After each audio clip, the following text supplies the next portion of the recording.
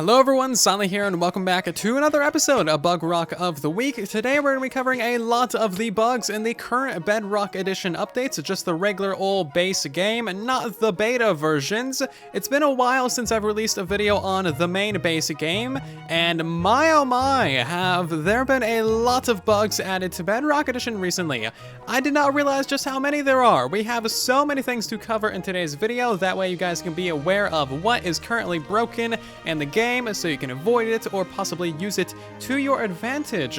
Hopping right into it, thank you all so much for your feedback and support on the Twitter poll that we did. In the last episode of Bugrock, I asked you guys to vote on a poll for what the next episode should be, and so many of you voted for the current bugs in the current release, so thank you very much for your feedback. I'm glad to hear that you guys want to see more of these episodes.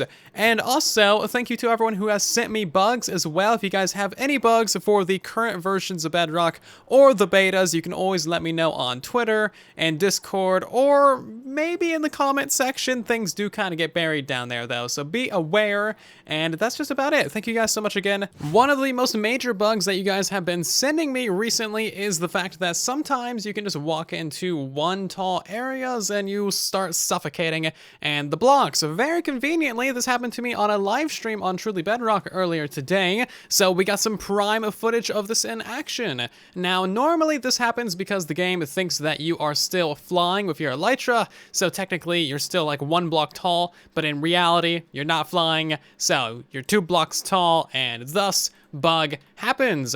And that's really all there is to it. It's kind of an annoying thing, but it can be kind of fun in some various situations, and it could be used to your advantage for some things as well. Now keep in mind, this is kind of an unreliable bug. It'll happen just kind of randomly, and this is also not the first time that this bug has been in the game either. We have a little bit of Minecraft news regarding realms, simulation distances, and other things like that. So a couple of days ago, CornerHard, the main lead developer for Realms on Bedrock Edition, announced via Twitter that all realms on Bedrock Edition would be going and upgrading to a simulation distance of 10 instead of the standard sim 4 that they've always had. This is a highly requested change and something that many people have wanted for a long time, so of course, you know, they were happy to finally implement this for Bedrock Edition. The thing is, you couldn't have a choice to turn it on or off or, you know, accept the changes. It was just all realms were affected, and they were all pushed to simulation distance of 10. So after a lot of negative comments and just meanness,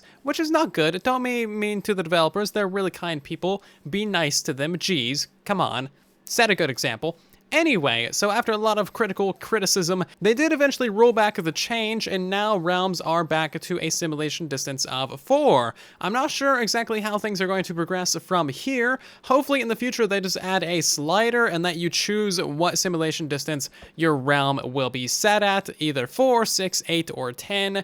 The render distance of realms is only 10, so having a 12 chunk simulation doesn't really make sense. This will allow for, of course, a lot different mob spawning with the different simulation ranges. It will allow you to have a lot bigger builds and have them all loaded at one time. But of course, it also is more demanding on realms because you're loading more of the world with a higher simulation distance. It'll be interesting to see how the situation progresses, but I thought you should be aware of it because it is a pretty interesting thing, and it really does go to show that the developers are great people and they really do listen to community feedback on all of the different platforms.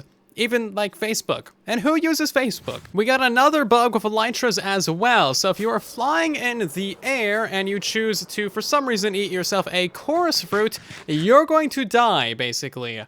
And it doesn't happen every single time, but you can very well die pretty easily from eating a chorus fruit. As you can see, that time we died. So you gotta be careful about this. I wasn't doing anything, of course. Now, naturally, this should just teleport you to a stationary location.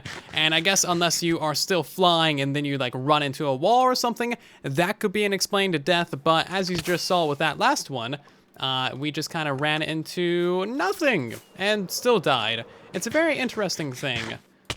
Okay, there it happened again. We didn't run into anything at all, and we still died it. It's kind of a fun thing. You like run away from someone and then just bam, splat, dead.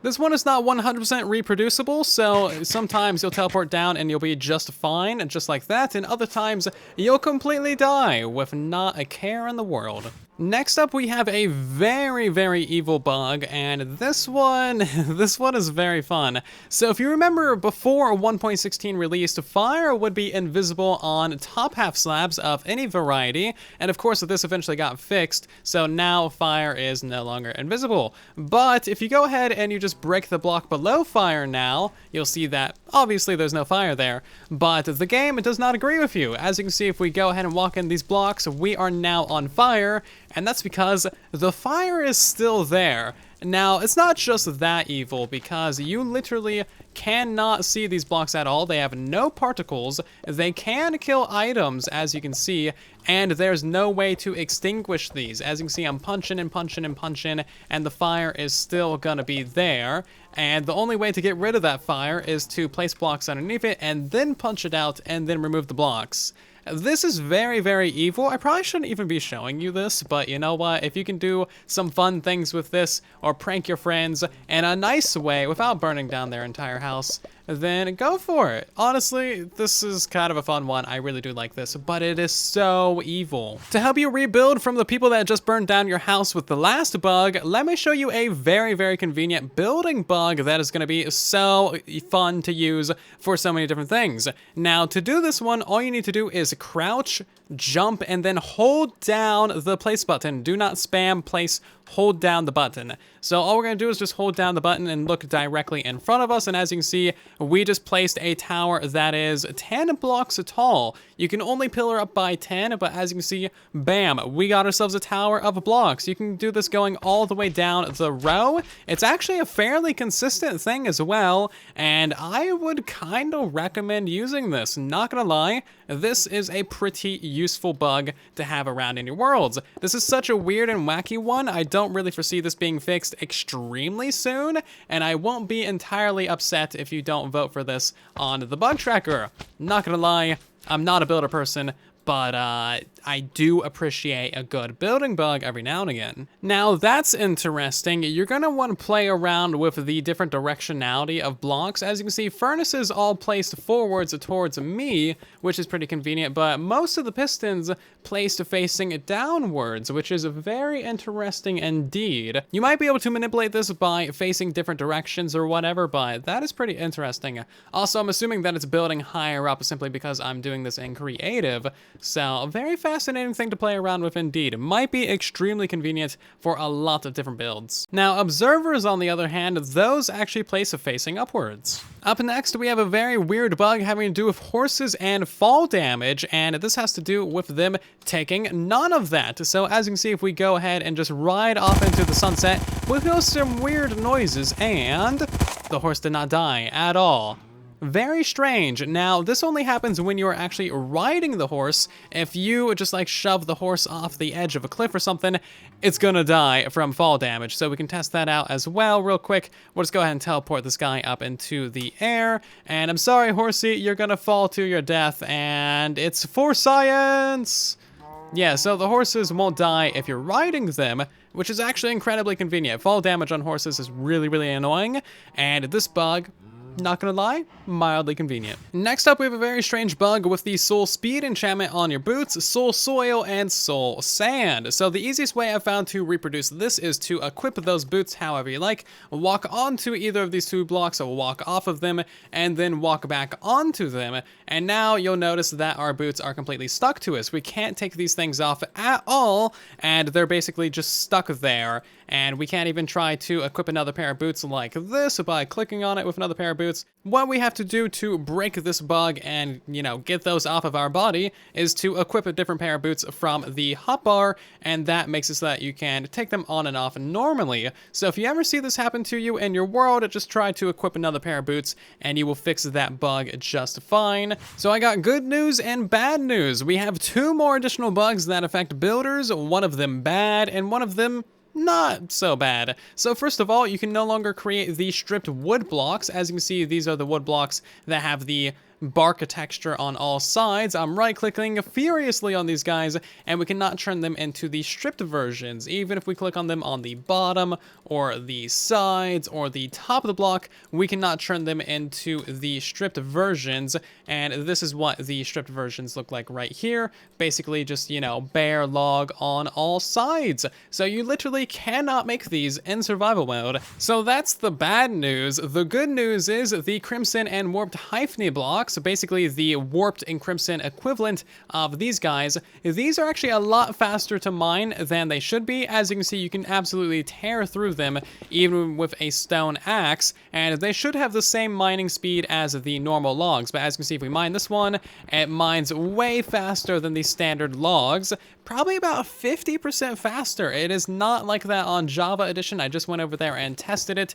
So these guys should have the same mining speed regardless, but that's not really a bad bug. Enjoy this one while you can if you do enjoy building with these blocks. If you guys are a fan of this series, especially a long-term fan, you might find this one just a little bit extra funny. There is a new boat bug in the game. These things, I swear, they are plagued with boats. I guess technically it's a cactus bug too, but anyway, cactuses no longer break boats when you crash into the side of them. Normally, when you crash into the side of the cactus with a boat, it will pop off as an item, and then you can collect that item with a, you know, hopper or something. Same deal with mine carts. You can use that for a lot of very convenient transportation options. And no longer can you do this with boats due to this bug. So we now officially have 2 boat bugs in the game still.